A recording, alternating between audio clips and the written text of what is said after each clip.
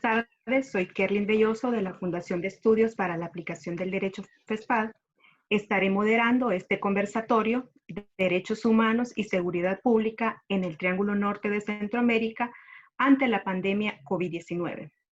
Quiero comentarles que este conversatorio ha sido coordinado con el Instituto de Enseñanza para el Desarrollo Sostenible IEPADES y el Centro de Investigación y Promoción de Derechos Humanos en Honduras, CIPRODE.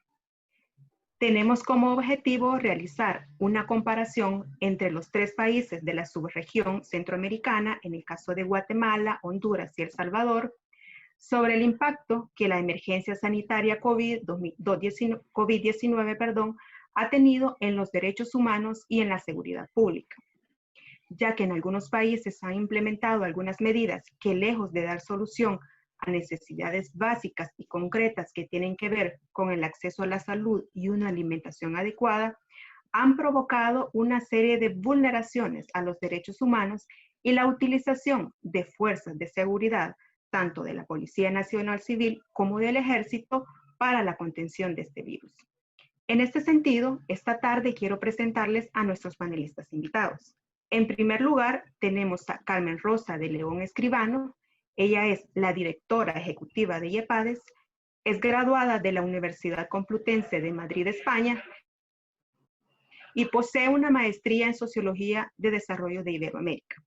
Además, tiene una amplia y extensa experiencia en temas de la sociedad civil, seguridad ciudadana, relaciones civiles y militares y poder local, entre otros.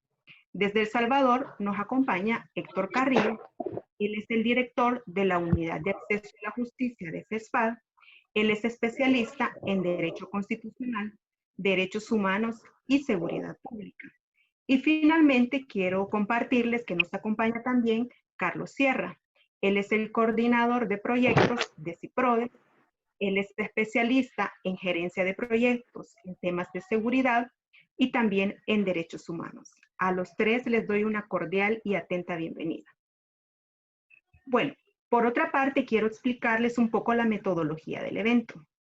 Voy a formular 2 preguntas a cada uno de los panelistas, para lo cual tendrán un máximo de 10 minutos por cada una, y posteriormente a la participación de nuestros panelistas, se dará un espacio para responder a las preguntas del público. Para ello, habilitaremos el chat que se encuentra en esta plataforma y también el chat de FESPAD. Quiero comentarles también que este foro está siendo transmitido a través de Facebook en la página de FESPAD y nos pueden encontrar como FESPAD El Salvador, pero también nos pueden seguir en Twitter como @FESPAD_SB. Bueno, y pasamos rápidamente a las preguntas. Quiero iniciar con Carmen Rosa y quiero consultarle qué tipo de medidas, ya sean políticas o jurídicas, se ha implementado en su país ante el COVID y cuál ha sido su impacto en los derechos humanos. Sí, buenas tardes a todos y todas. Saludos a los colegas de FESPAD y de CIPRODE. Todos nosotros también miembros de Red CEPAS y hemos venido trabajando desde hace años en estos temas a nivel de la región.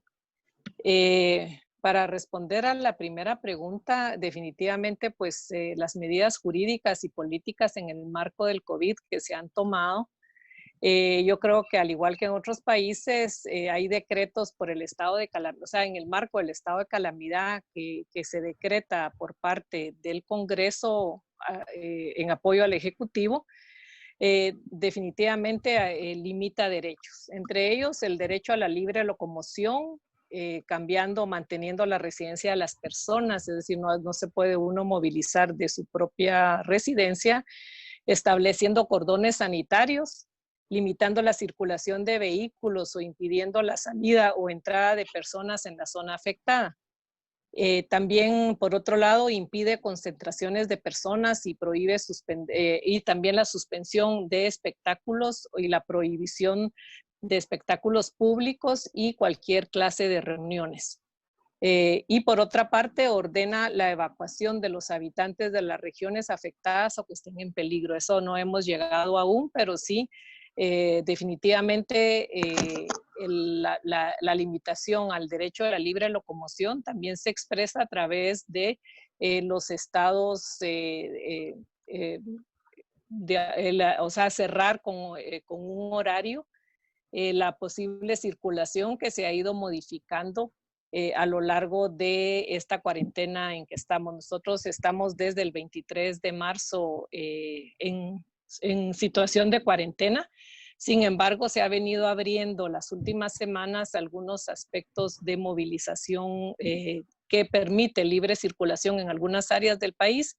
Sin embargo, en otros departamentos, como en el caso de Guatemala y otros departamentos anexos o cercanos a la capital, hacen que, o sea, hay una restricción de ingreso y salida a los mismos, sobre todo porque es ahí donde se detectaron los primeros casos de la epidemia.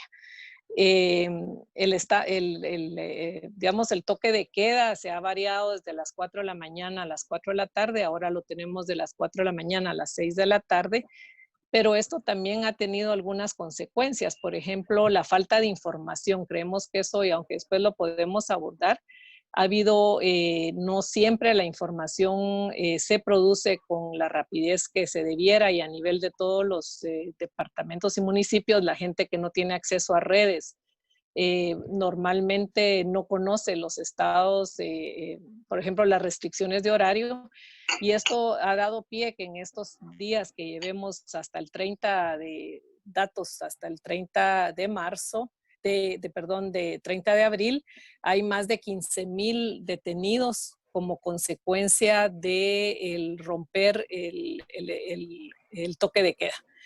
Esto a su vez pues ha tenido otras consecuencias porque la gente se hacina en los lugares donde es detenida, personas indigentes que son llevadas a prisión y no tienen con qué pagar ni siquiera la multa que se impone para poder salir, con lo cual la falta o la improvisación que se dio en este tipo de medidas ha provocado precisamente que haya esa, no poder responder, por ejemplo, con el número, el número de detenidos que todos los días ronda entre los 200 y 300 personas que son detenidas por romper el toque de queda.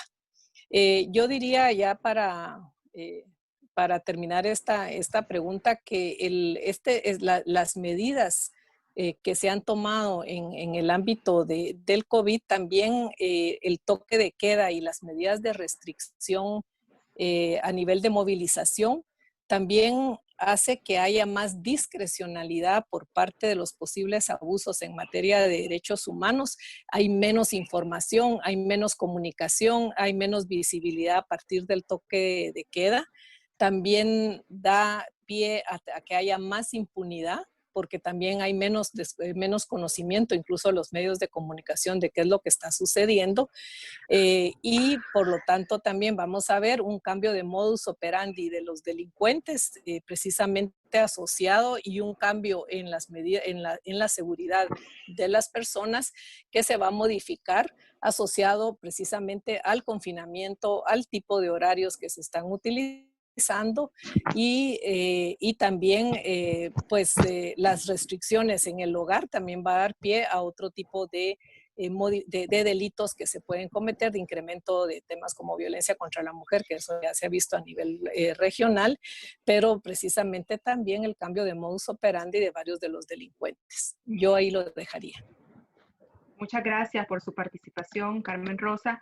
Y bueno, queremos que nos comparta Carlos Sierra su experiencia.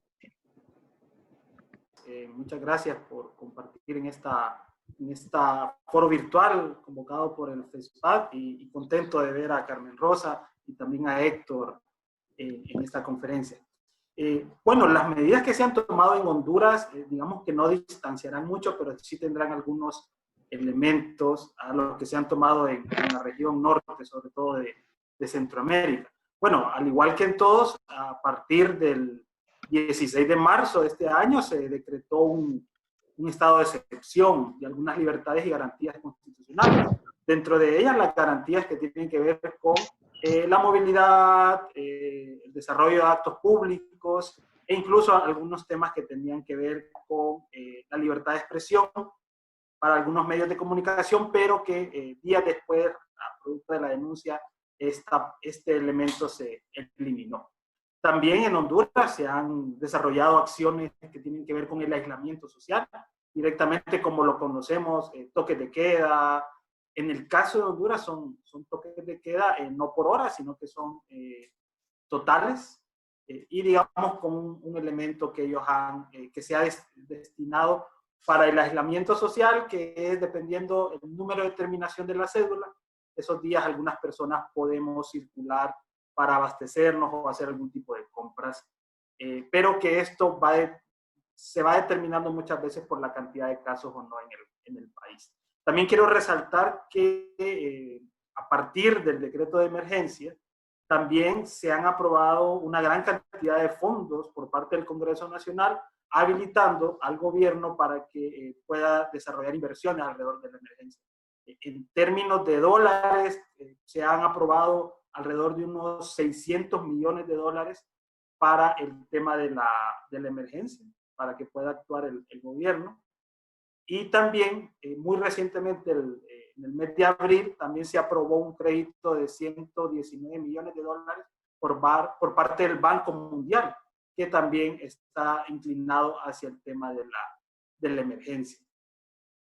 Al igual que en otros países, Honduras también a partir del mes de marzo cerró toda la operación en temas aeroportuarios. Únicamente han entrado o salido aviones que tienen algún tipo de salvoconducto diplomático o que están movilizando algunas misiones internacionales. Pero el cierre comercial ha sido un cierre total por parte de los aeropuertos, al igual que las fronteras. También Honduras fue uno de los primeros países que cerró las fronteras ante este tema, que al inicio generó y todavía sigue generando mucha incertidumbre de compatriotas que han o necesitan reintegrarse al país.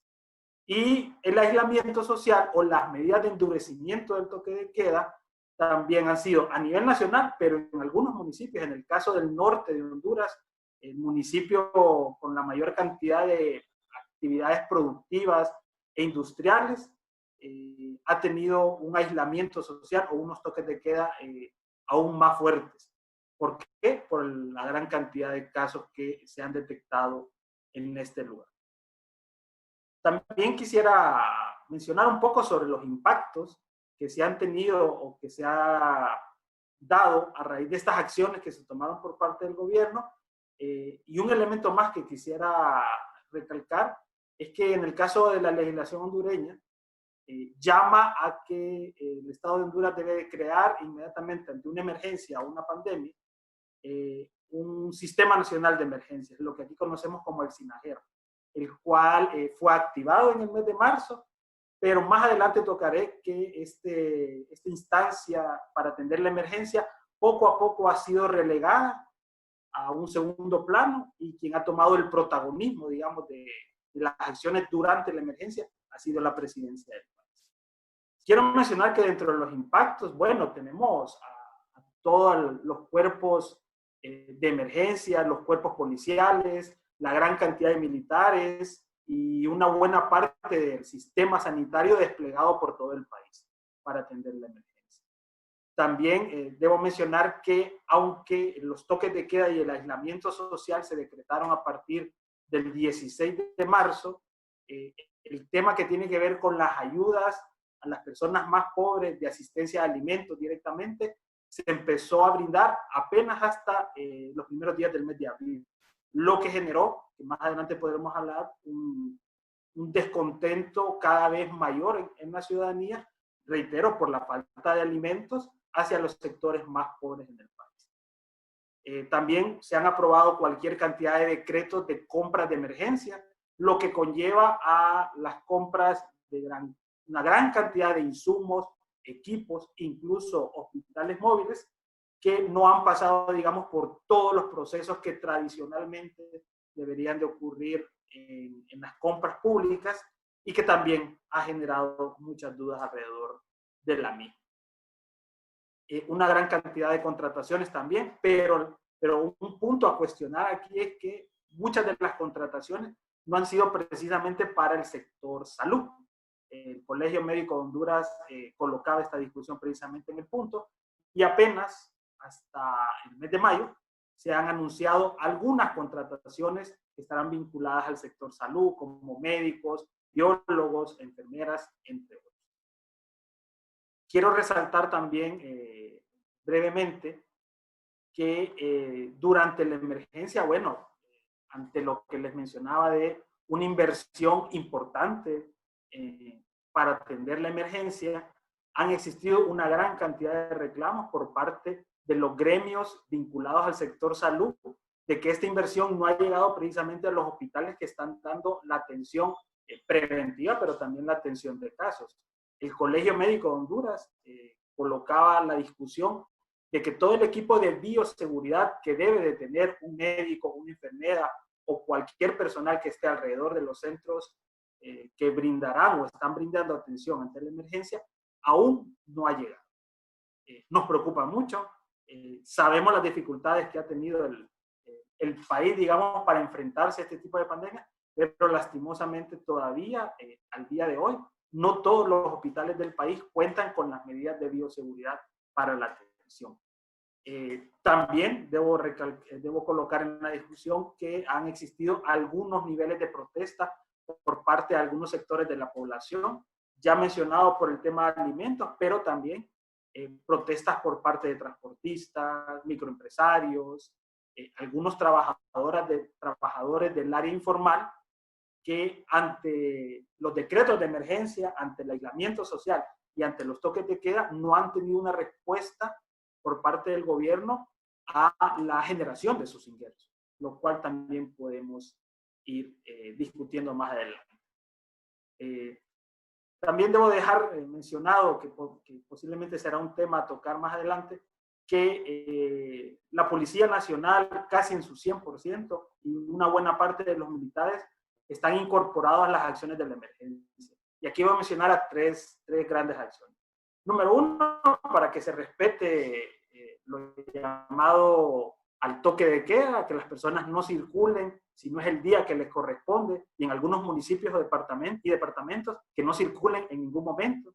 Número dos, también están desplegados para la distribución de alimentos a nivel nacional, que también esto, digamos que la logística militar es la que se está usando para poder distribuir estos alimentos. Y número tres, dando atención pero muy mínima a algunas denuncias que se están recibiendo en el país. Nos preocupa mucho y hemos platicado con muchos agentes policiales que han tenido que incluso triplicar turnos, lo que significa que durante 36 horas no han descansado desarrollando este tipo de actividad, y también esto podría ser un elemento que nos preocupa. Y también para finalizar, bueno, la emergencia activó el Sistema Nacional de Emergencia, el que conocemos aquí en Honduras como el SINAGER, pero paulatinamente la presidencia del país ha ido desplazando a este ente especializado para manejar la emergencia, y ha venido tomando el control la presidencia del país alrededor de este tema. Al punto, y esto podría ser tema también de discusión en otras conversaciones, que en Honduras tenemos cadenas nacionales por parte del Estado casi 3 veces al día, donde el presidente de la República toca asuntos que tienen que ver con la cotidianidad o con el día a día de las acciones del gobierno y no precisamente de la pandemia. Esta saturación de cadenas nacionales ya está empezando a tener mucho descontento por parte de la población, y lastimosamente ha arrojado comentarios como el exceso de aparecimiento del presidente de la República ante una emergencia que debería de tenernos discutiendo y los medios de comunicación colocando otra información más estratégica en el país. Lo dejo por ahí por los momentos. Gracias, Carlos. Vamos a darle la oportunidad a Héctor. Buenas tardes a todas las personas que están siguiendo este evento. Buenas tardes, Carmen, Carlos, un gusto estar compartiendo con ustedes. Desde la Fundación de Estudios para la Aplicación del Derecho FESPAD, quisiéramos empezar mandando un mensaje de solidaridad con las víctimas de esta pandemia, ¿no? En los países de Centroamérica, Latinoamérica, del mundo, hay víctimas por esta pandemia. En El Salvador llevamos 15 personas fallecidas por esta situación. Nuestro mensaje de solidaridad a toda la familia. Asimismo, nuestra solidaridad con todas las personas que están atravesando una situación difícil, producto de la emergencia, sea en los 89 centros de contención, así denominados, que están albergando actualmente a alrededor de 4,000 personas todavía. También con las personas que, bueno, los sectores más vulnerables, que probablemente en esta pandemia están pasando situaciones complicadas en todos los sentidos, ¿no? En el tema de alimentación, de agua potable, de acceso a servicios, etcétera. Nuestra solidaridad con ellos y ellas, pero también nuestra solidaridad con el equipo de salud pública, con los enfermeros, enfermeras, doctores, doctoras que están en la primera línea para hacerle frente a esta situación. Nuestro reconocimiento a su labor, ¿no?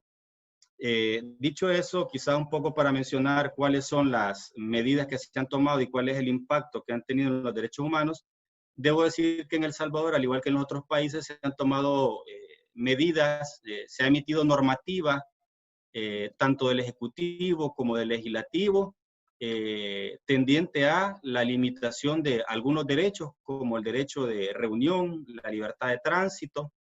Se ha emitido también normativa que tiene que ver con más el ámbito fiscal o económico y algunas medidas de tipo sanitaria.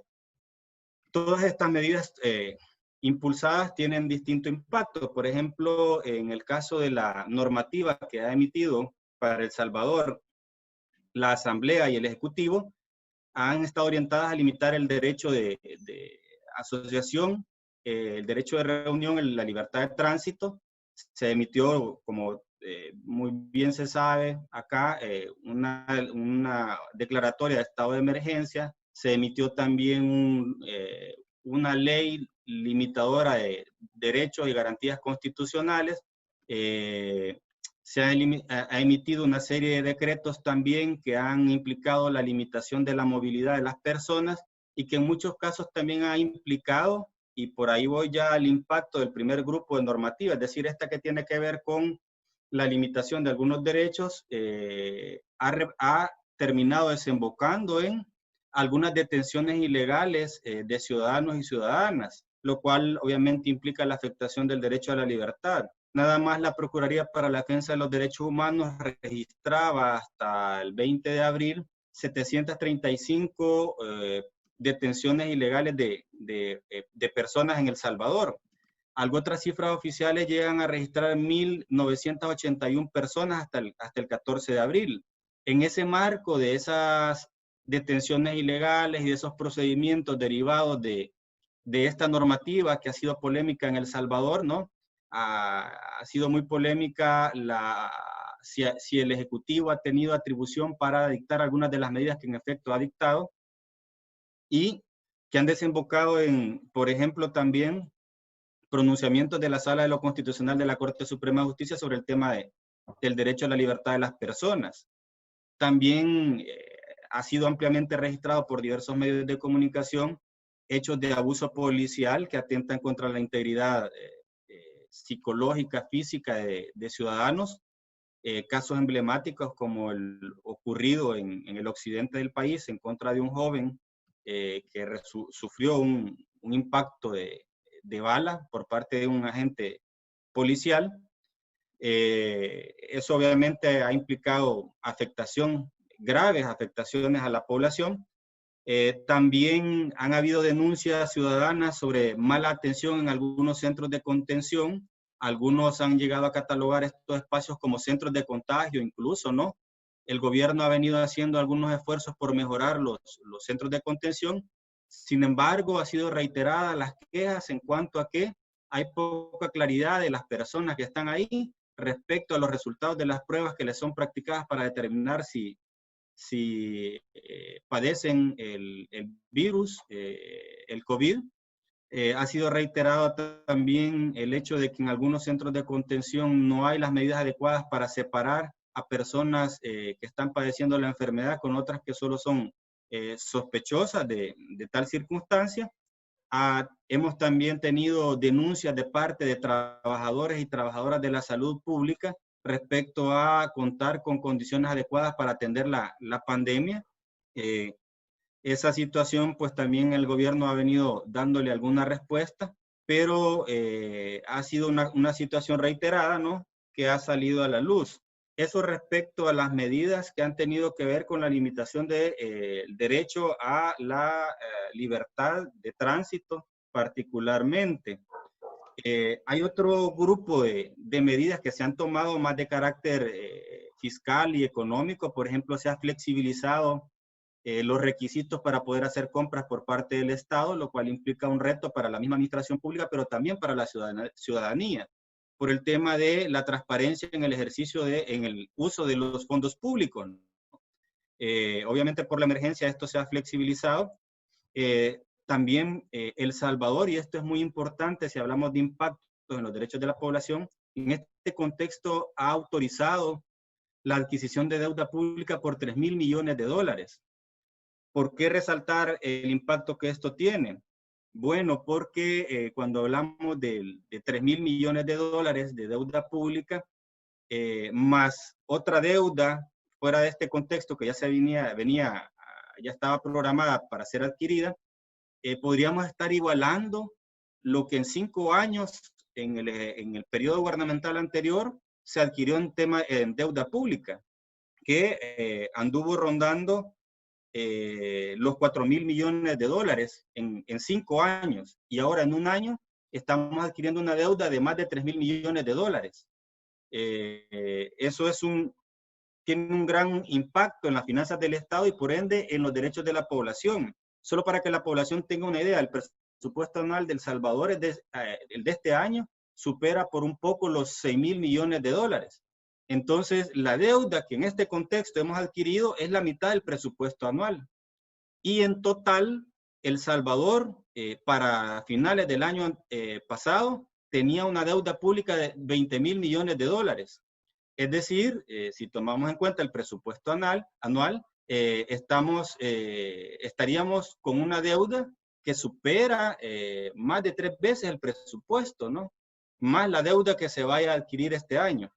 Esas son algunas de las medidas, y las preguntas a las que esto nos lleva es, ¿de dónde van a salir esos recursos? ¿Cuándo los vamos a terminar de pagar?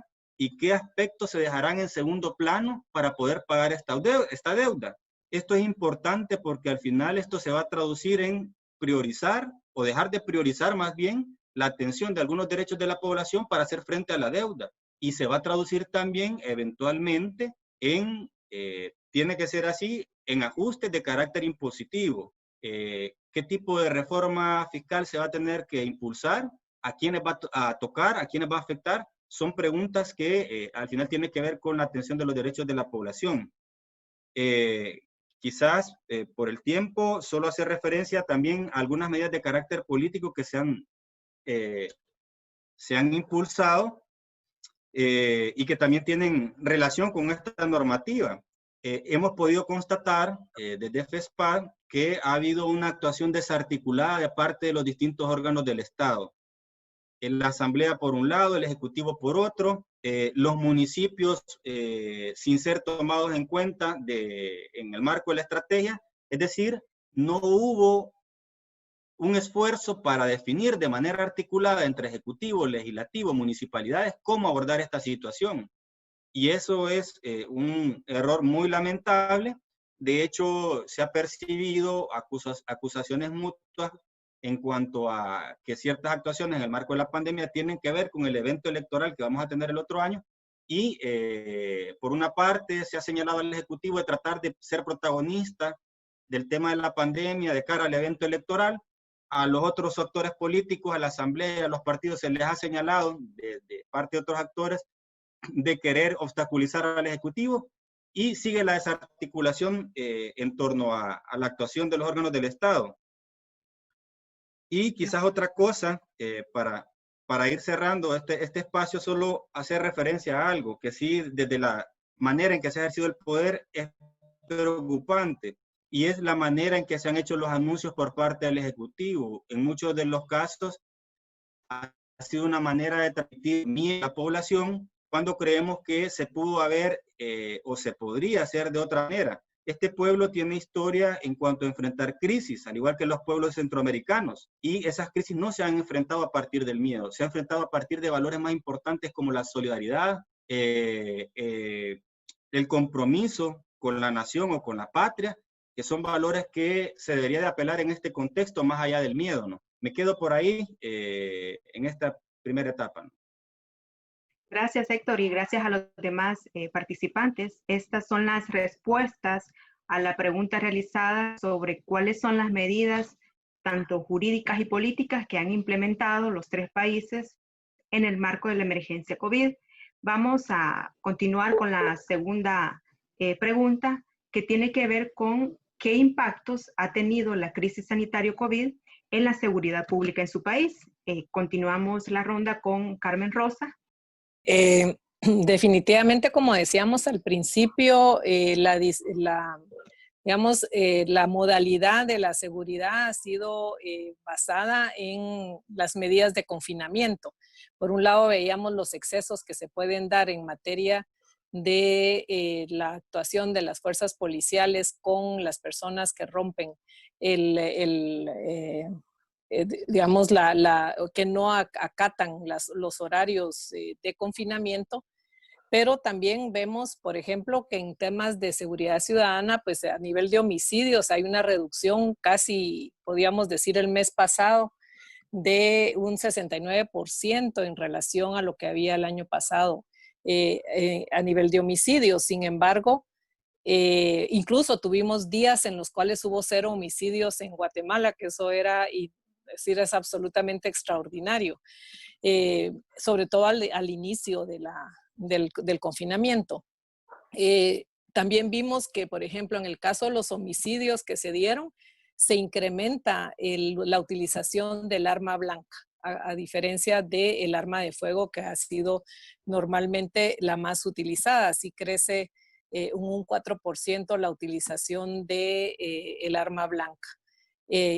Las muertes violentas, pues vemos que se reduce las muertes muy poco, ¿verdad? De mujeres, pero se incrementa la de hombres. Ahí vemos que eventualmente puede ser porque las denuncias de homicidios se dan también en lugares públicos, es decir, es todavía ya no la denuncia en el ámbito del hogar, pero sí en los lugares públicos.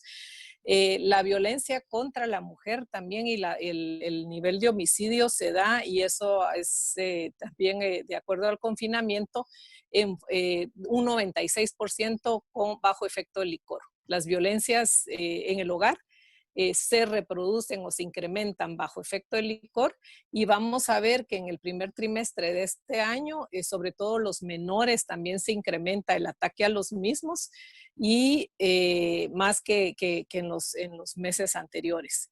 En cuanto a la violencia contra la mujer, ha habido un incremento permanente, ¿verdad? En febrero empezó a subir, en marzo ya subió mucho más.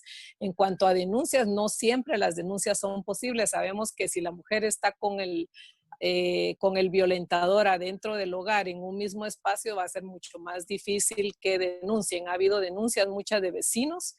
Sin embargo, cuando la policía se presenta, pues aparentemente no pasa nada dentro, y eso ha llevado a que se esté buscando qué medidas se podrían utilizar en materia de estos estados de excepción para poder responder a esa violencia contra la mujer o contra los niños adentro de un hogar donde el perpetrador permanece las 24 horas del día. También hemos visto un incremento de violencia hacia la mujer por parte de los hijos. Ya no solo es la pareja, que es la que normalmente se evidencia, sino también el incremento en los hijos, y los horarios en los cuales ocurren las muertes violentas, pues es prácticamente a partir del momento en el cual deben estar cerca del confinamiento. Es decir, estamos viendo en el ámbito doméstico el incremento de la frecuencia de muertes adentro del ámbito doméstico. Sin embargo, pues decir que sí hay una disminución. Lo mismo pasa con las lesiones. Nuevamente hay un salto a nivel de lesiones también por el uso de arma blanca y definitivamente las mujeres son las que se incrementan en número de lesiones en cuanto a porcentajes. La violencia intrafamiliar, por ejemplo, en enero teníamos un 56 casos un 56%, sube a un 97% en cuanto al número de casos que se han denunciado. Digamos que por grupo de edad también los menores se incrementa en cuanto al ser las víctimas de la violencia y las mujeres, ¿verdad? Entonces, bueno, ya a nivel de robos, pues sabemos que robos va a bajar. Se incrementa mucho el robo de motocicleta. ¿Por qué? Porque como las motocicletas son utilizadas por los que hacen delivery, ¿verdad? Entonces, ha habido un incremento en compra de motos para poder circular fuera de las horas de confinamiento con la excusa de estar haciendo entregas de alimentos o entrega de medicamentos, que es lo que está permitido. Igualmente, los robos también pues, se incrementa porque es el vehículo que está más utilizado. También incluso hemos visto que la modificación, por ejemplo, del narcomenudeo, ahora se está dando a través precisamente de estas entregas a domicilio. Aparentemente puede ser una pizza, pero en realidad es marihuana. Entonces, como la flexibilidad de la adaptación de la criminalidad, ¿verdad? Para la utilización de las medidas, digamos que para evadir o adaptarse a las medidas de confinamiento. Yo diría, ahí voy a tocar nuevamente quizás lo que al principio no había dicho, que efectivamente aquí se ha dado una línea muy poco definida en cuanto son los límites de la política gubernamental y la tendencia sobre todo a una acción autoritaria, ¿verdad? Es decir, hay una tentación y ahí parece que hemos coincidido los países en una tentación de la utilización, entonces, digamos, estas medidas autoritarias y la personificación de las medidas autoritarias en la figura presidencial. Lo cual, que incluso yo creo que al igual, por lo menos que lo que Carlos exponía, ha habido una ruptura con ese sistema de operativo de emergencia que ya está definido en las normativas que debe actuarse bajo esa digamos, estructura en el caso de una emergencia. Sin embargo, se rompió la comunicación con los alcaldes, que son los principales operadores locales, y hay una figura centralizada en el presidente que pues nos dice hasta los números de contagiados que tenemos todos los días. Esto ha empezado a bajar desde hace 2 días. ¿Por qué? Porque efectivamente, al igual que en los otros países, se autorizó un presupuesto extraordinario.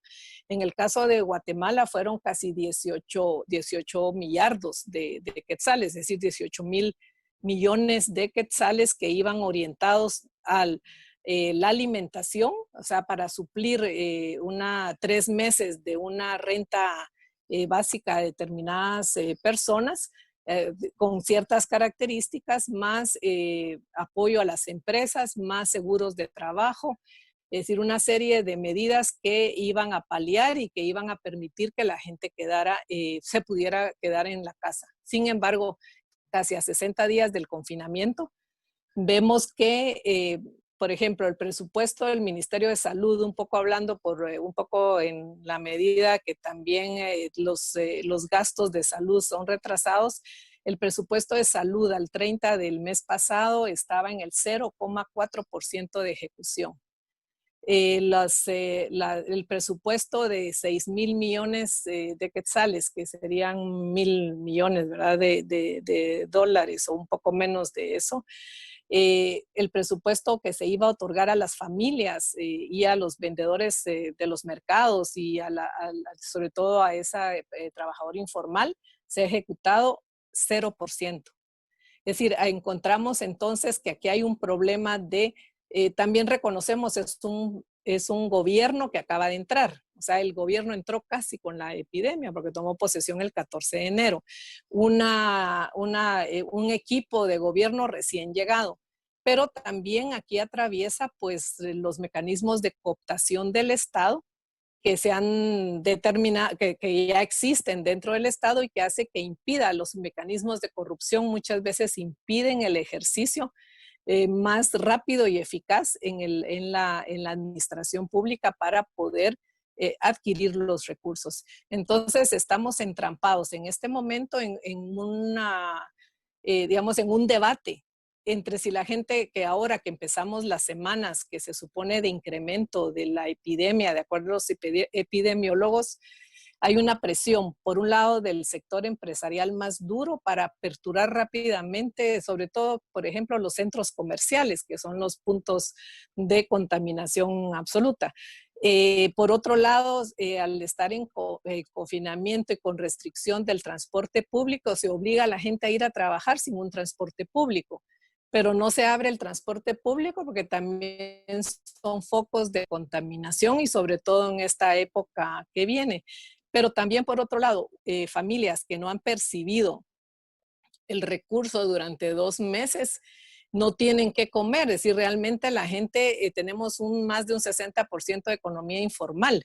Entonces la gente vive de lo que hace día a día y ahorita no lo está pudiendo hacer. Entonces eso hace que también la presión para salir a las actividades normales y cotidianas viene también de la parte más pobre, empobrecida de la población. Entonces, estamos frente a un panorama en el cual estamos entrando a las semanas críticas, pero sin tener cero ayuda. Eso quiere decir que o la gente se va a morir contagiada, o se va a morir de hambre, o se va a morir por las dos cosas, o sea, con hambre y contagiada.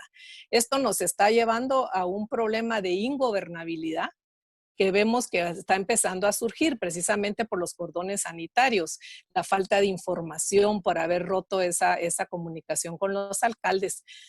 Tenemos hoy el caso de una comunidad muy sólida de Totonicapán, donde apareció una persona contagiada que murió y entonces aparece la policía. Estas comunidades tienen experiencias negativas con haber tenido violencia en el pasado por la presencia del ejército. Entonces aparece ejército con policía para hacer el cinturón sanitario y entonces empieza a pensarse que hay una invasión a la comunidad y ahí empieza la problemática que también mis colegas levantaron, que es un protagonismo innecesario del ejército. Es decir, aquí en la ciudad capital se repartieron cajas donadas por el sector privado de ayuda alimentaria y las repartió el ejército. O sea, cuando pues está la Secretaría de Seguridad Alimentaria, está la Secretaría de Bienestar Social, es decir, había 1000 posibilidades que lo hiciera otra institución, pero el ejército se encuentra ahora en las coordinaciones de los hospitales, en la reconstrucción de X cosa, entregando alimentos. Entonces, sí hay un protagonismo exagerado en materia de la utilización del ejército, pero que esto puede dar pie en un momento de ingobernabilidad y de crecimiento de la demanda social porque no ha habido satisfactores adecuados a que haya, pues está muy cerca la represión, ¿verdad? Está muy cerca los mecanismos que pueden llevar a actuar ya en una medida represiva. Y por otro lado, también un debilitamiento, digamos, de la presencia de la policía, ¿no? Porque se está utilizando la policía para vigilar las casas de las personas que están en cuarentena. Entonces, esto hace también que haya una ausencia de policías haciendo otras tareas y nosotros tenemos temor que haya una tentación de empezar a utilizar ejército en tareas que son pertinentes de la policía realmente. También el confinamiento hace que la justicia, los jueces tienen que cambiar sus modalidades, han estado un poco paralizados por precisamente el avance de los casos por el mismo estado de confinamiento. Y en el caso de nosotros tenemos el problema que el COVID quiere ser utilizado por aquellos que la CICIG, la Comisión Internacional contra la Impunidad en Guatemala, confinó en el sistema penitenciario. Entonces ahora por la excusa del COVID quieren salir aquellos causantes como el expresidente Otto Pérez Molina, quieren salir libres, además de los defraudadores del Estado y otras personas que están confinadas. Entonces, esto también está sirviendo, como decíamos, en un ámbito de impunidad para poder, bueno, y voy a ir más allá, en este ámbito de impunidad, el Congreso está decidiendo, eligiendo Tribunal Supremo Electoral, viene la elección de la Corte Suprema de Justicia en una situación en la cual la población no puede salir, no puede manifestarse ni puede protestar. Entonces, realmente, y tal vez para finalizar, lo que vemos es nuevas variables de conflicto. Aquí quiero sacar el tema de los migrantes, por ejemplo. Los migrantes, después de ser víctimas migrantes, ahora se ven como amenaza porque siguen deportando. Por supuesto, están viniendo contagiados y entonces ahora casi quieren lincharlos en las comunidades cuando están incorporándose a sus propios hogares, ¿verdad? Entonces, ahí vemos que, y también esto va a representar a nivel del futuro una carga, digamos, no una carga, sino que son personas que eran las que mandaban las remesas, ahora post-COVID creo que va a haber una carga sobre la economía comunitaria y local que va a impedir que, o por lo menos va a complejizar la recuperación de la económica de las comunidades. Yo creo que ahí lo dejaría. Bueno, yo también hay un elemento tal vez que no se ha tocado, que son los elementos de seguridad privada. Por supuesto, hay despidos porque hay menos trabajo, son personas con conocimiento de la utilización del arma, personas que están confinadas en su hogar y que pues definitivamente no sabemos si pueden engrosar frente a un problema de falta de alimentos, pues engrosar las filas de la delincuencia por un lado, pero por otro lado la violencia dentro de los hogares y tal vez otra dimensión que sería la que se está utilizando a los miembros de la seguridad, a los elementos de la seguridad privada para hacer tareas como tomar las temperaturas, dar los gels a la hora de entrar en los comercios. O sea, realmente hay una disfuncionalidad porque se están adquiriendo tareas que no corresponden a los elementos de seguridad privada. Yo ahí lo dejaría para las preguntas. Gracias. Gracias, maestra Rosa. Vamos a darle la palabra al licenciado Sierra. Ante toda la inversión que se ha hecho y un poco las medidas que se han tomado, Honduras, al menos hasta el corte de ayer, reportaba 1.461 casos de COVID. No estoy seguro, pero creo que es el país que más casos reporta en el área centroamericana. Un poco como dato. Y entrando a las preguntas y también incluso algunas preguntas que se han formulado en el chat, saludo a algunos compañeros en Costa Rica como Max y otros. En el tema de la criminalidad, definitivamente. Una ensalada de tomate, ¿querés? Sí, definitivamente la violencia, lo que tiene que ver con la muerte violenta, ha tenido una reducción importante. Lastimosamente, en el caso de Honduras no hemos tenido días con 0 muerte homicida, pero sí definitivamente ha habido una baja importante. Al igual que algunos delitos comunes que también han tenido una baja. Quiero recalcar que al menos en el nivel de lo que tiene que ver con la extorsión, este delito sí se ha mantenido. Lo que ha ocurrido con la extorsión es que a nivel público o mediático se ha silenciado, pero los reportes por parte de micros, empresarios, algunos transportistas y algunas personas, que la extorsión se mantiene. Lo que ha ocurrido ha sido un poco silenciarla, bajarle mucho el perfil al nivel mediático, pero se ha sostenido, y esto nos preocupa mucho porque hemos conocido de varios testimonios. Al igual que en el resto de los países, la violencia intrafamiliar y la violencia hacia las mujeres ha tenido reapuntes estrepitosos. Los datos de las redes de organizaciones de mujeres a nivel local, a nivel nacional, nos dicen que ha habido aumentos exponenciales. Y en el caso de Honduras, no solamente el arma blanca, sino que el arma de fuego sigue siendo el principal instrumento, lastimosamente, tanto para la violencia intrafamiliar, la violencia hacia las mujeres y la muerte violenta de mujeres o femicidios. Nos preocupa mucho y realizamos muchos actos de denuncia cuando durante todo el mes de marzo y los primeros días de abril se nos reportaba que en diferentes partes del país no estaba dándosele atención a la línea de emergencia de violencia contra las mujeres.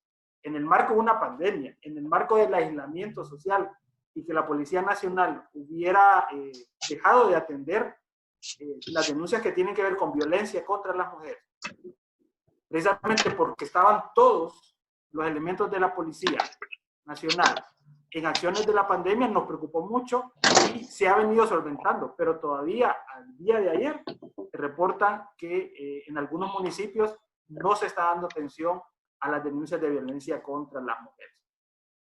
También nosotros hemos podido constatar y documentar que durante los toques de queda o estos espacios de tiempo donde no hay circulación de personas, se ha detenido una gran cantidad de personas, muy similar al dato, más de 1000 personas detenidas durante estos periodos de tiempo. Muchas de estas personas que tienen que circular porque su actividad comercial o de empleo se lo requiere. Vigilantes de seguridad privada, personas que están vinculadas a los sistemas de salud, tal vez no directamente, pero sí empresas de higiene subcontratadas, y otras personas han sido detenidas y con grandes preocupaciones que han sido tenido abusos, maltratos y en algunos casos incluso tortura por parte de policías y militares que los han detenido. Hay muchos casos reportados en que los propios militares grabaron videos de las personas detenidas, obligándolas a hacer acciones físicas, y estos videos trascendieron como ejemplo para otras unidades policiales y militares. Esto nos parece terrible y tenemos las denuncias pertinentes. También no quisiera retomar, aunque lo haga rápidamente, el tema de los centros penitenciarios. En el caso de Honduras ha sido una preocupación latente por 3 elementos específicos. Número 1, desde el inicio de que se decretó la emergencia, se ha pedido que se dote de elementos de bioseguridad al interior de estos centros penitenciarios, a los propios privados de libertad y a todas las personas que interactúan con ellos. Esto no se hizo, lastimosamente. Tenemos protestas por parte de familiares y comités de familiares de privados de libertad que no conocen el estado en que están sus familiares, y tenemos también confirmado al menos un caso de un privado de libertad que murió dentro del centro penitenciario. ¿Qué significa esto? El privado se contagió, desarrolló toda la enfermedad y murió precisamente en su traslado hacia un centro de asistencia de salud. Esto nos parece terrible porque lo que significa es que dentro de este centro penitenciario deben de existir personas que están contagiadas y, reitero, con casi nula información hacia sus familiares. También mencionaba anteriormente que nos preocupa mucho que los turnos o los descansos de los agentes de seguridad han sido totalmente sobrepasados. Tenemos testimonios de muchos de ellos. Y también reportar que en el país, a raíz del manejo de la crisis, en el caso de Honduras, no se repartió dinero ni se dio una dieta en efectivo hacia las personas, sino lo que ha venido ocurriendo ha sido el traslado de una especie de bolsa de víveres hacia las personas, desarrollándolas o colocándolas en los diferentes territorios a nivel nacional. Esta ayuda, en primer lugar, ha tenido muchas denuncias que ha tenido un tinte político partidario. ¿Qué significa? Que los liderazgos o los enlaces del partido político en el gobierno han sido los que han estado repartiendo esta ayuda alimentaria con listados, que nos parece terrible en esta pandemia, y que no ha podido llegar a la gran cantidad del país. A raíz de esto se reportan casi, un poco más incluso, estaba viendo el dato, de 120 protestas a nivel nacional desde lo que va de marzo y todo mayo, precisamente exigiendo de alimentación, exigiendo soluciones y exigiendo generación de ingresos para que estas personas que no acceden o no tienen alimentos incluso no se les está llegando oportunamente, que nos parece terrible. También debo de mencionar que en los temas de seguridad, en muchos de estos actos de protesta se ha constatado los enfrentamientos de la policía con la ciudadanía y lastimosamente el papel de la policía y de los militares terrible, porque ha sido represión, uso de bombas lacrimógenas, uso excesivo de la fuerza, uso de su arma reglamentaria, que nos parece terrible. Y también tenemos documentado y reportado que el Estado de Honduras de manera increíble colocó y accedió para que se desarrollara un desalojo de pobladores en un departamento, en un municipio de la zona sur del país en medio de la pandemia. Este desalojo fue totalmente violento al punto que hay más de 20 heridos e incluso una persona perdió la vida durante este desalojo en medio, reitero, de la emergencia nacional. En los temas que tienen que ver con las personas en condición de movilidad humana, o migrantes, desplazados, bueno, en el país, lastimosamente, al inicio de la pandemia, una gran cantidad de personas que ingresaron por la zona sur del país, haitianos, pero también extracontinentales como africanos y de otras nacionalidades, quedaron varados prácticamente en la estación migratoria, porque no hubo ni una respuesta para que siguieran su ruta, ni una atención para que ellos pudieran tener algún tipo de condiciones para pasar la pandemia. ¿Qué decir de las personas que están retornando? Hemos escuchado o se ha escuchado que Estados Unidos no iba a seguir con el retorno de ciudadanos centroamericanos, pero en el país todos los jueves aterrizan aviones que son con retornados y también por tierra que son los que vienen de México. Nos parece un dato importante decir que desde lo que va de la pandemia, o sea, del 15 de marzo a la fecha, alrededor de 358 menores de edad fueron retornados de México y Estados Unidos. Un número que nos parece alto y que, reitero, lo que ha significado de que las acciones de retorno no se han detenido por parte ni del gobierno mexicano ni del gobierno estadounidense. Quiero ir cerrando con algunos elementos muy puntuales para el tema de comparación con los otros países. Decir que en el tema de derechos humanos, lastimosamente, el gobierno de Honduras, la presidencia, pero también el SINAGER, se ha llamado al silencio ante la solicitud de salvoconductos para que defensores y defensoras de derechos humanos podamos seguir desarrollando nuestra actuación en el país. Hemos tenido un total silencio por parte del gobierno y creemos que es con una intencionalidad de seguir desarrollando sus acciones al margen de una veeduría o de una vigilancia en materia de derechos humanos. También quiero colocar que en el caso de acciones psicosociales o acciones que tengan que ver con la salud mental de las personas en el país, esto no ha sido una prioridad dentro de las autoridades y, por ejemplo, el Colegio de Psicólogos de Honduras o el Colegio de Trabajadoras Sociales ha hecho un reclamo constante sobre este tema y no hemos tenido ningún tipo de respuestas. Quiero mencionar también que en el país, lastimosamente, los temas de corrupción también han manchado directamente todo lo que tiene que ver con la intervención ante la emergencia.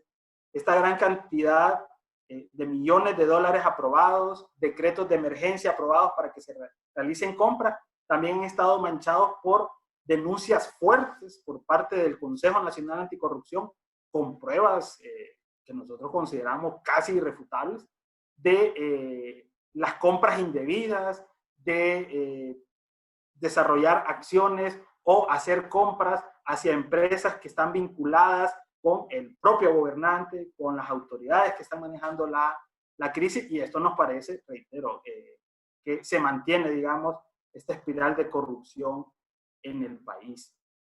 Quiero mencionar dos elementos más para cerrar este bloque. Honduras también estará entrando en una fase nueva porque a partir del 10 de mayo entra en vigencia en el país un nuevo código penal. Un nuevo código penal que tiene muchos cuestionamientos por parte de una gran cantidad de sectores, empresarios, organizaciones de mujeres, organizaciones de derechos humanos, abogados, docentes, académicos, una gran cantidad de sectores se han pronunciado que el código penal que entrará en vigencia el próximo domingo 10 de mayo carece de muchos elementos y es lesivo contra muchas garantías fundamentales en el país. Y lastimosamente esta pandemia ha servido precisamente para que la discusión pública alrededor de este tema prácticamente se haya silenciado por parte del gobierno. Y cerrar también diciendo que lastimosamente alrededor de esta pandemia también se están barajeando elementos que vienen a debilitar el Estado Democrático de Derecho. Ya se rumora que es posible que las elecciones, el proceso electoral que está definido a desarrollarse el próximo año y debe de convocarse en este año, posiblemente hayan intereses para que se detenga, que no se convoque, y esto sí sería un tema muy preocupante en el país. Y un segundo elemento, como bien mencionaba Carmen Rosa, lastimosamente vemos el tinte militar en todas las acciones por parte del gobierno, por parte de la figura presidencial, en que lejos de acompañarse de doctores, de biólogos, de científicos alrededor de la pandemia, lo vemos recurrentemente intervenir en estas, reitero, 3 veces al día cadenas, acompañado precisamente de militares y colocando en las acciones donde deberían de estar, reitero, científicos, profesionales de las ciencias y de la salud, están colocando a militares alrededor de esta pandemia y que, como hemos conocido en el pasado y también hemos constatado en el presente, tiene muchas veces resultados nefastos en materia de derechos humanos y en la democracia de los países. Lo dejaría por ahí. Gracias, licenciado Sierra. Vamos a ir finalizando esta ronda con el licenciado Carrillo y recordarle 10 minutos, por favor. Hay bastantes similitudes en los contextos de los 3 países, ¿no? En cuanto a seguridad pública, acá en El Salvador también se ha visto reforzado el papel de los militares en este contexto, ¿no? Digamos, uno en este contexto no pone en duda que el distanciamiento social es una medida necesaria, que hay que promoverla de diversas maneras, pero lo que es cuestionable sí debe de ser a través del uso del ejército, ¿no? Pareciera una tendencia en estos 3 países, y para el caso de El Salvador ha sucedido así, que siempre se recurre al tema de las Fuerzas Armadas, ¿no? Es decir, no hay otra manera de abordar esta situación. Uno pensaría que sí. De hecho, ese papel de los militares ya ha sido cuestionado por la Sala de lo Constitucional de nuestro país, argumentando que la utilización de las Fuerzas Armadas para labores de seguridad debe ser sumamente excepcional, tal como lo plantea la Constitución. Y este cuestionamiento responde al esquema de cómo son formados los militares. Los militares están formados para el uso máximo de la fuerza, porque su labor es la defensa del territorio, la defensa nacional. La seguridad pública, por su parte, es un ámbito donde el uso de la fuerza debe ser el último recurso, no el principal. Y desde esa perspectiva, si la seguridad pública, que debe estar en manos de una policía profesional entrenada para hacer uso de la fuerza, en el último de los casos, ¿qué papel puede tener un ejército, no? Entonces, eso ha sucedido acá también. Aparte de eso, bueno, ha sido bastante perceptible que el gobierno ha desatendido otras obligaciones ordinarias que tiene, y se ha enfocado solo en el tema de la atención a la pandemia. En buena medida es comprensible, pero no es dable pensar de que las demás situaciones que deben de ser atendidas por parte del Estado deben de quedar en el olvido, ¿no? El acceso a servicios básicos como el agua potable, por ejemplo, ¿no? La garantía del acceso a la salud de personas más allá del tema de la pandemia, son cosas que han estado en segundo plano. Hemos tenido también diversos hechos de abuso policial, ya lo adelantaba, de que la Procuraduría para la Defensa de los Derechos Humanos ha registrado múltiples detenciones ilegales, más de 700 casos en un corto tiempo, ¿no? Y quizás lo más destacable en este contexto de seguridad pública en el marco de la pandemia ha sido en El Salvador el repunte de los homicidios, paradójicamente a lo que se mencionaba en el caso de Guatemala, ¿no? acá veníamos con una tendencia a la baja de los homicidios. En enero tuvimos 120, en febrero 114, marzo habíamos cerrado con 65 y abril cierra con 140 homicidios. En un lapso de 4 días, los homicidios se dispararon. Y eso a lo que viene a desembocar es en el cuestionamiento de la estrategia de seguridad que ha venido impulsando el actual gobierno. Aparentemente es insostenible esa reducción de homicidios. Es decir, ¿cómo es que de un momento a otro las cifras cambian tanto, no? Nada más en marzo, cuando se cerraba con esos 65 homicidios, todavía el gobierno se lo atribuía a la eficacia de su estrategia de seguridad. Un mes después, con 140 homicidios, el gobierno, el argumento que da es que por atender la pandemia han descuidado las labores de seguridad. Tras de eso, en realidad lo que está es la falta de articulación de una verdadera estrategia de seguridad, la falta de transparencia en esa estrategia también, y bueno, la insostenibilidad de los supuestos avances que venían teniendo, ¿no? Creo que es el factor más emblemático en el tema de seguridad pública. Se ha incrementado también el tema de los homicidios, de los feminicidios y los hechos de violencia hacia la mujer. La misma situación de confinamiento creo que ha desembocado en esa situación. Son algunos de los rasgos del tema de seguridad. Ha desembocado también, o en este contexto se ha dado de nuevo una crisis en el sistema penitenciario, asociado también a este repunte de homicidios, y entonces estamos viendo de que en realidad no hay avances sostenibles en materia de seguridad. Yo creo que eso es lo principal que pone de manifiesto este contexto, ¿no? Me quedo por ahí. Bueno, muchas gracias, licenciado Carrillo. Y bueno, tenemos ya la participación de algunas personas. He visto que unas preguntas han sido ya respondidas por los panelistas, pero también yo tengo unas preguntas acá por cuestiones de tiempo. Voy a ceder la palabra, recordarles que tenemos 3 minutos para responder estas preguntas, son 3. Y la primera, que está dirigida a Honduras, ¿verdad? Al licenciado Sierra. Sara Rodríguez nos escribe, ¿qué papel juegan los derechos humanos para las personas que han muerto supuestamente de COVID? Ya que el gobierno algunas veces ha dicho que no es esta la situación por la que han fallecido. Voy a decir las otras 2 preguntas y luego contestamos. Hay una que también está dirigida tanto a Honduras como a Guatemala, y donde nos escriben cuál ha sido el rol de los poderes judiciales tanto en los países de Honduras y Guatemala. Y la tercera dice cuál es la afectación en las mujeres con esta emergencia y si ha tenido algunas medidas especiales para la atención a las mujeres en la emergencia del COVID. Esas serían las 3 preguntas. Inicio con el licenciado Sierra de Honduras. Sí. Al respecto de los derechos, porque debemos de recordar, y qué bueno que lo menciona Sara, el derecho que tienen las personas que mueren, el derecho que tienen los familiares de estas personas, y en fin, un derecho que tiene que ver con la transparencia alrededor de estos temas. Lastimosamente en Honduras, como bien se menciona, se ha querido, y yo lo tenía un poco para las recomendaciones, se ha querido ocultar la cifra real de personas que mueren por el COVID-19.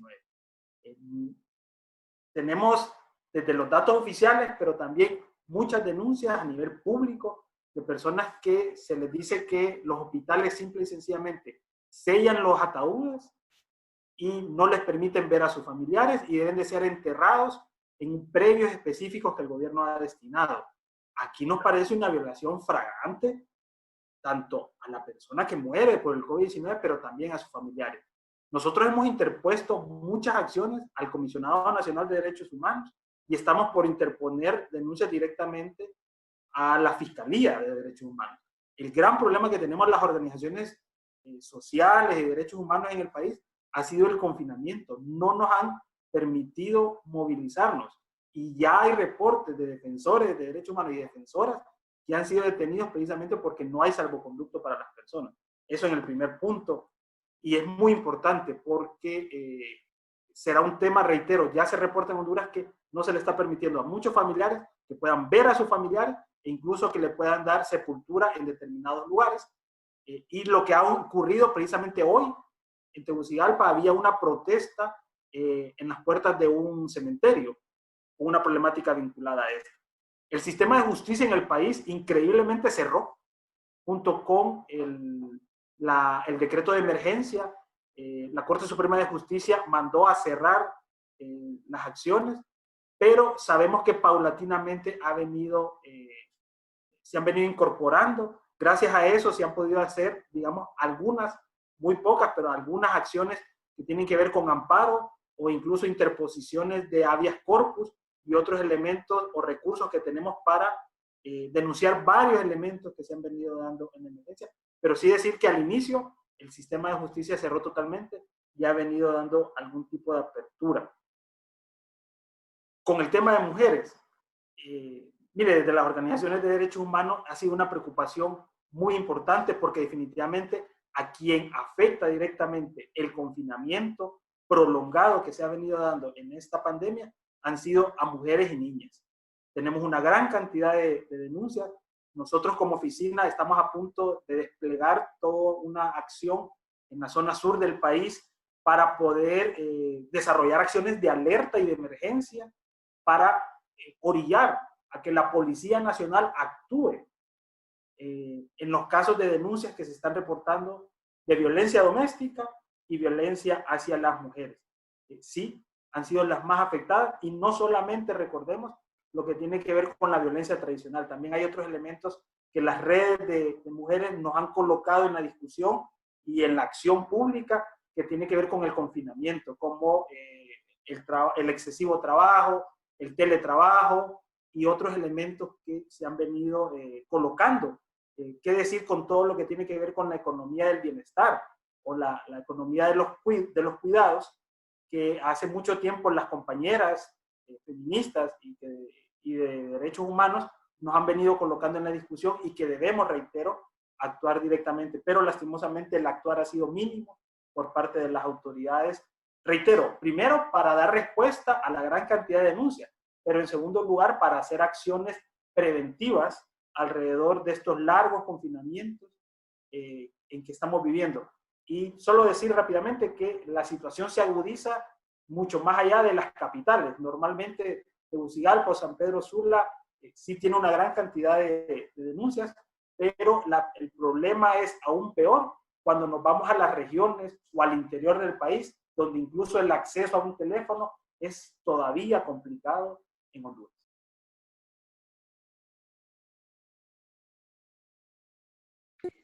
Bueno, no sé si a lo mejor la maestra Carmen Rosa nos pudiera compartir Sí. la experiencia de Guatemala respecto a la siguiente pregunta que tiene que ver sobre la afectación en el tema de las mujeres y un poco si existen medidas especiales para atender a las mujeres y a las niñas en este caso.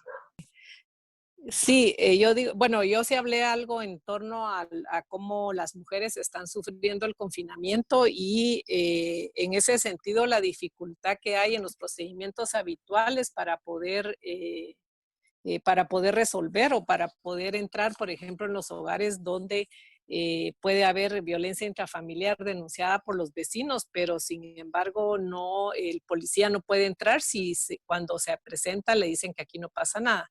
Eso incluso nosotros como institución tuvimos una reunión con el viceministro de Seguridad y sí había anuencia para establecer algún protocolo específico. Sin embargo, yo creo que hay varias preguntas también que hacían. Yo creo que esto nos debe servir y debemos acelerar porque evidentemente la forma como se está manejando la epidemia en nuestros países creo que va a dar lugar a nuevos brotes de contagio que nos van a llevar nuevamente a procesos o a etapas de confinamiento. abrir la economía demasiado acelerado ahora, por ejemplo, es ir a un centro comercial y entonces la tienda X va a salir con un contagiado, esa tienda va a tener que cerrar, a menos que oculte la información. Entonces, esto sí nos va a llevar a etapas de confinamiento, creo yo, y etapas de nuevos rebrotes. Esto debería servirnos como sociedad civil para poder establecer protocolos de actuación que sean legales, ¿verdad? Dentro de los límites legales, pero porque yo creo que tanto las instituciones como nosotros no estábamos preparados para esto. Entonces, ¿cómo hacer un protocolo de atención en el ámbito de la emergencia? Para el caso de violencia contra las mujeres. Esto es un ámbito que hasta ahora no se ha explorado y que deberíamos estar acelerándolo para poder tener procedimientos negociados con las autoridades en este caso. El tema de los poderes judiciales, cómo actuar. Los jueces tienen también, digamos, ámbitos jurisdiccionales que los jueces de paz tienen que establecer en sus lugares tomar las decisiones. Entonces, al final, el aparato de justicia tampoco está diseñado, ni el Ministerio Público, para estos casos en los cuales hay restricción de la movilización. Y yo creo que esto nos permite poder empezar a trabajar en establecer protocolos de actuación en ese sentido.